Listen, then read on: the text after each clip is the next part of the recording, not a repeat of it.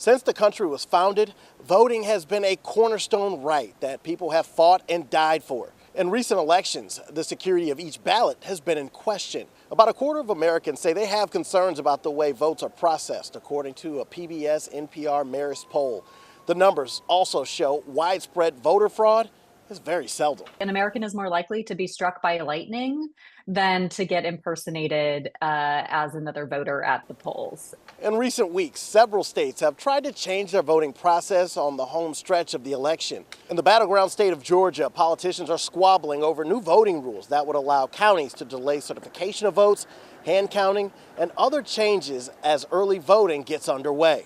It would have allowed tampering with election documents by providing greater access to election documents. It would have expanded the ways in which people might intimidate the people who work our elections. Poll workers say there have been increased threats of election security in recent years, one of which threats of physical violence towards election officials who are 80% women. Our elections are run by people who come from our community. So they're our friends, they're our neighbors, probably most likely our grandmas.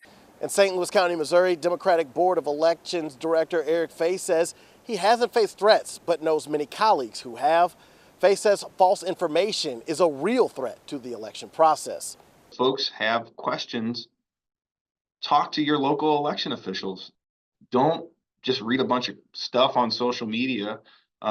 Go to the election office. Fay says on top of conversation, transparency combined with checks and balances keep your ballot safe after submission. He works hand in hand with his Republican counterpart every step of the way. Yes, in elections, chain of custody is paramount. And that's just not for ballots, that's for the voting equipment itself and for a number of other things that we handle. Much of what election officials do is open to the public. Both election experts say if you have real concerns and really want to improve the process, get involved. Reporting in Washington, I'm Ryan Henson.